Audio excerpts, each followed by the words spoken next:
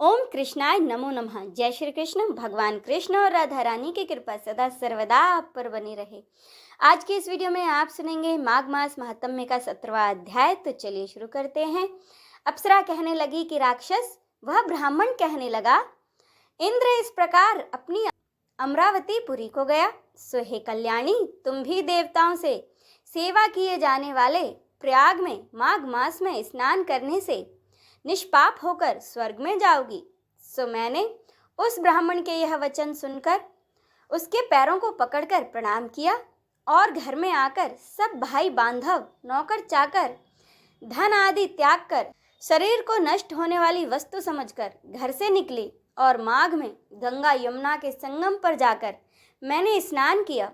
सो हे निशाचर, 3 दिन के स्नान से मेरे सब पाप नष्ट हो गए और 27 दिन के पुण्य से मैं देवता हो गई और पार्वती जी की सखी होकर सुख से अब मैं निवास करती हूँ। इसीलिए मैं प्रयाग के महात्म्य को याद करके सब देवताओं के सहित माघ में स्नान करती हूँ। सो मैंने अपना यह सब वृत्तांत तुमसे कहा। तुम भी इस योनि में पड़ने और कुरूप होने का सब कारण कहो। तुम्हारी दाढ़ी और मूछें बहुत बड़ी बड़ी हो गई हैं और पार्वती की गुफा में तुम वास करते हो।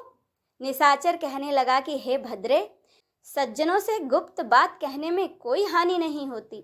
मुझको अब कोई संशय नहीं रहा कि मेरा उद्धार तुमसे ही होगा। सो मैं अपना सब वृत्तांत तुमसे कहता हूँ।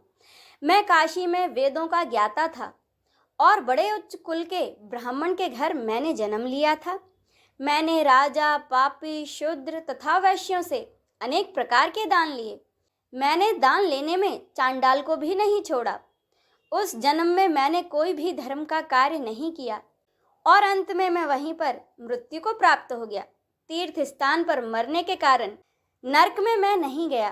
पहले 2 बार गिद्ध योनि में, 3 बार व्याघ्र योनि में, 2 बार सर्प योनि में और 1 बार उल्लू की योनि में, और अब मैं 10वीं बार राक्षस हुआ हूँ और सैकड़ों वर्षों से इसी योनि में हूँ।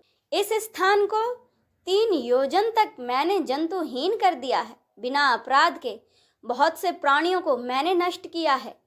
इस कारण मेरा मन अत्यंत दुखी है। तुम्हारे दर्शन से चित्त में कुछ शांति अवश्य आई है, क्योंकि सज्जनों का संग तुरंत ही सुखदायी होता है। मैंने अपने दुख के कारण तुमसे कहे हैं और सज्जन लोग सदैव दूसरों के दुखों से दुखी होते हैं। अब यह बताओ कि इस दुख रूपी समुद्र को मैं कैसे पार कर सकता हूँ? क्या क्षीर सागर हंस को ही दूध देता है, बगले को नहीं देता? दत्तात्रेय जी कहने लगे कि इस प्रकार के उसके वचन सुनकर कांचन मालिनी कहने लगी कि हे राक्षस, मैं अवश्य तुम्हारा कल्याण करूंगी। मैंने दृढ़ प्रतिज्ञा की है कि तुम्हारी मुक्ति के लिए मैं जितना हो सके उतना प्रयत्न करूंगी। मैंने बहुत बार प्रयाग में स्नान किया है। वेद जानने वाले ऋषियों ने दुखी को दान देने की प्रशंसा की है। समुद्र में जल बरसने से क्या लाभ? प्रयाग में स्नान करने का 1 बार का फल मैं तुम्हें देती, उसी से तुमको स्वर्ग की प्राप्ति होगी। उसके फल का अनुभव मैं कर चुकी हूँ। तब उस अप्सरा ने अपने गीले वस्त्र का जल निचोड़कर जल को हाथ में लेकर माघ के फल को उस राक्षस को अर्पण किया। उसी समय पुण्य के प्रताप से वह राक्षसी शरीर को छोड़कर तेज में सूर्य के सदृश देवता रूप हो गया। आकाश में विमान पर चढ़कर अपनी कांति से चारों दिशाओं को प्रकाशित करता हुआ वह शोभामान हुआ और कहने लगा कि ईश्वर ही जानता है कि तुमने कितना उपकार मुझ पर किया है। अब भी कृपा करके कुछ शिक्षा दो जिससे मैं कभी पाप ना करूं। अब मैं तुम्हारी आज्ञा पाकर स्वर्ग में जाऊंगा। तब कांचन मालिनी ने कहा कि सदैव धर्म की सेवा करो, काम रूपी शत्रु को जीतो, दूसरे के गुण तथा दोषों का वर्णन मत करो, शिव और वासुदेव का पूजन करो, इस देह का मोह मत करो, पत्नी, पुत्र, धनादि की ममता को त्यागो, वैराग्य भाव धारण कर योगी बनो। मैंने तुमसे यह धर्म के लक्षण कहे। अब तुम देवता रूप होकर शीघ्र ही स्वर्ग को जाओ।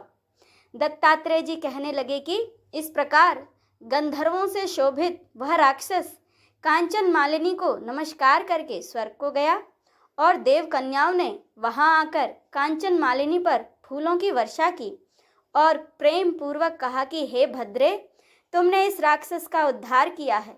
इस दुष्ट के डर से कोई भी इस वन में प्रवेश नहीं करता था। अब हम निडर होकर यहाँ पर विचरेंगी। इस प्रकार कांचन मालिनी उस राक्षस का उद्धार करके प्रेम पूर्वक देव कन्याओं के साथ क्रीड़ा करते हुए शिवलोक को गई। इसी के साथ यह अध्याय संपूर्ण होता है। जय श्री कृष्ण।